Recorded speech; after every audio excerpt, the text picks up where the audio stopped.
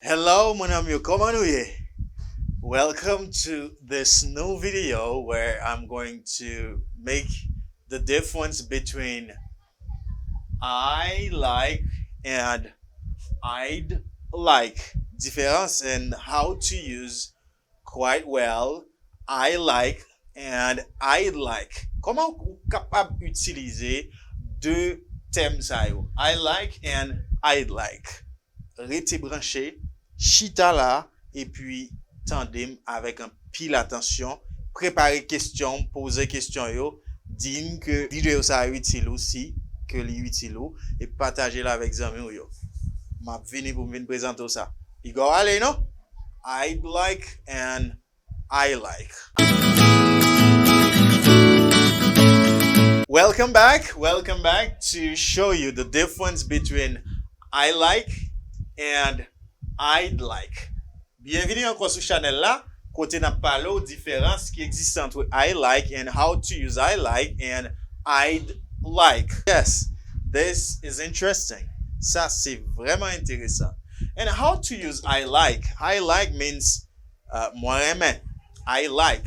I plus like. I is the subject and like is the verb when talking about like I share my love to you. Ça que vous désirez, what you desire. Moi partager l'amour pam na avec and share your love to me. Moi ouvre bras and I am receiving yours. Good job. Yes, I like signifie moi aimé. I like. Peut-être on l'autre fois on a fait une vidéo for I like and I love difference between both verbs. Mais aujourd'hui on a parlé de différence entre I like and I'd like. I like as using for general preference when you're talking about generally all you like and what you like. I mean, as a habit, you get a bit, you love this and you love that. When you're talking about them, generally you can say I like. Si on parle de ça que on aime généralement ou bien d'ordinaire bagay de nature ou bien de nature moi aime tel bagay, moi aime tel bagay. So you can use I like. Si on aime un bagay de nature, par exemple, gen moun kap di moi aime gen moun kap di vive militant, diri blanc sauce pois. C'est ça que on aime de nature. Okay? But they say I like. Okay? I like. Gen moun se berijen eggplant. Gen moun son lot bagay. Gen moun ki reme voyager. Yes, when you're talking about something that you prefer, you can use I like. Lò parler généralement de ça que reme, you use I like. For example, I like to swim. What do you like? If I say, what do you like? Or what do you like to do? Both questions. I like to swim. What do you like? Ki sa ki ou reme? What do you like to do? Ki sa ou reme fe? I like teaching. I like teaching. Okay. I like to swim. When you're talking about like, I like to swim. So moun di I like to swim. A di moun sa reme nage. Le reme nage. Parce que depi gen l'eau lap nage. I like to swim. I like to swim. C'est ça moun sa lap di ke le reme. And then I like listening to music. I like listening to music. What do you see? Qui sa remarque? You see I put ing here and then here I put to as infinitive. Ou que mette to là pour infinitif et là moi mette ing. Why? It's because for like you can use either G1 or infinitive. Ça veut dire en bon créole, là parler ou utiliser like, ou capable mettre ing dans verbe qui vient après là, ou du moins vous capable mettre to pour jouer pour faire infinitif. Let me show you. I like to swim. Là moi mettez après le verbe to like, moi mettez le verbe to swim à l'infinitif. And I like listening to music. Là moi mettez le verbe to listen au gérondif. Ça veut dire moi mettez ing là-dedans. I like listening to music, but me, I'm a fan of music. I love music. Whatever genre of music it is, I love music. I love music. And the second example, I like apple. I know you might like apple. You like apple? Do you like apple? Do you like apple? Me, I eat apple. What do you like? I forget what I like. I like apple. You can say, do you like apple? Does she like apple? Est-ce que madame ça aime pomme? Yes, I like apple. Moi aime pomme. I like apple. Or I can say, I like traveling. I like traveling. Moun sa di reme pomme, moun sa di reme voyager. I like traveling, but me, I like teaching. Moi aime enseigner. I like teaching. I like teaching. Moi aime enseigner. I like speaking English. Moi aime parler anglais. Do you like speaking English? Yes, I do. Or yes, I like speaking English. Oui, moi aime parler anglais. Does she like speaking English? Yes, she does. She likes speaking English. We are done with the first part of the video. Are you clear? Tell me, ou clair? Hey, Jocelyne, ou clair? M'pense ou clair là? M'pense ou clair? Ben ou clair? Coup de coq. Moi utiliser I like when I parler de bagaille que moi d'ordinairement moi aime. Oui, généralement que moi aime. Et là m'a utiliser I like, moi supposé mettre soit ing dans verbe qui venir ou bien to devant l'autre verbe qui venir. I like to swim. Is it clear? Yes, it's clear. Secondly, it's I'd like. I'd like. I'd like as when you are talking about something specific you want at the moment or now, when I'm talking now or in the future. What I say? Qu'est-ce que Haïtien dit là?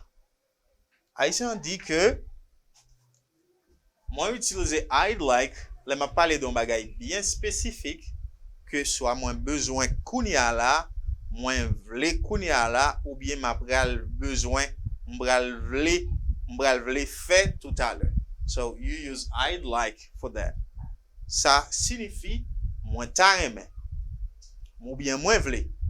Moins ta aimé parler anglais. Somebody va parler kounya là ou dit ta aimé parler anglais jodi là. I'd like to speak English today. I'd like to speak English. Somebody bien spécifique. Okay, so let me give you an example. I'd like to go to the party. Moun sa li vle aller dans fête là. Li vle aller dans fête là pas qu'on fait. No.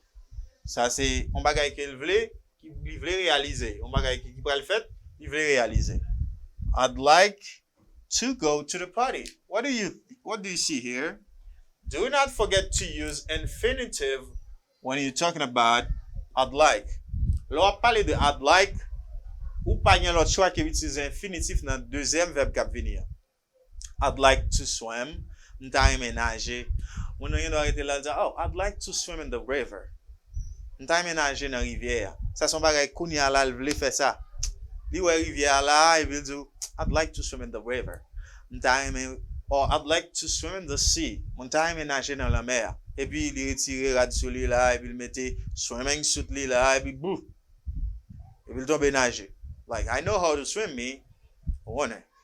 M'baka kote gen de l'eau, m'baka en Haïti, m'baka nager. I like swimming.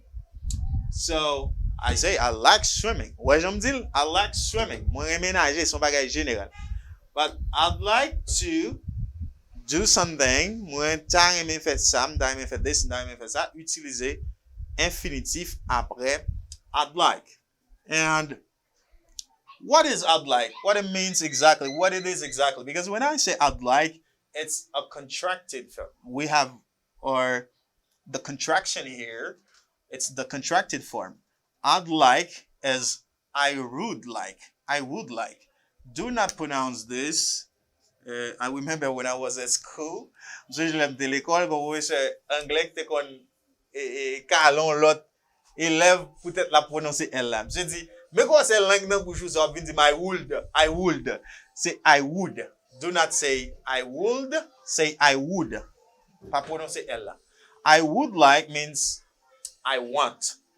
If you say I'd like, you say I would like. for the normal form or the correct form or the full form, you say I would like. But for the contracted form, you say I'd like. I'd like means I want. And if I say she'd like to go to the party, when I say I'd like, il y a un pense c'est avec I là seulement expression ça ka marcher. No. C'est pas avec I'd like seulement. On ka dit you'd like, on ka dit she'd like, etc. On ka utiliser n'importe quoi like this. You can say she'd like to go. She'd like to go there. The time aller là. For example, if you're talking about Labadi, ou va parler de Labadi, ou va parler de etc. Ou bien petite rivière de la Tibonite, my home. Ou gen va dire she'd like. Ou gen va dire we'd like also. We'd like. You can say we'd like. We'd like. Because we have she. You can say you'd like.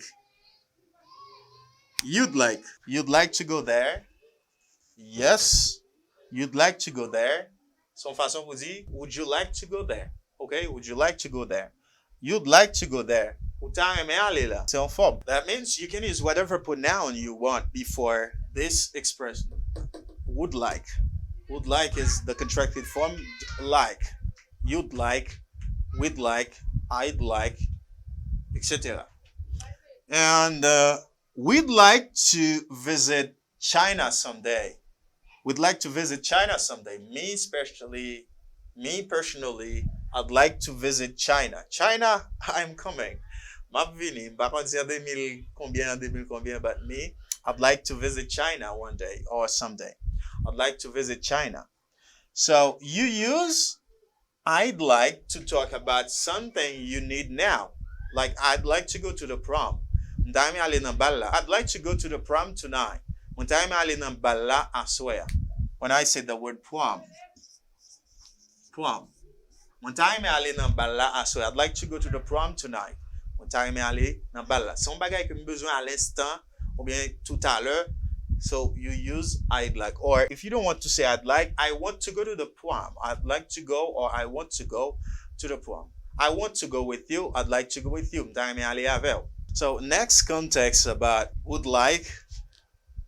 There are two other ways that you can use the expression would like when you also talking about othering something. When you want to other something, you can use the expression would like.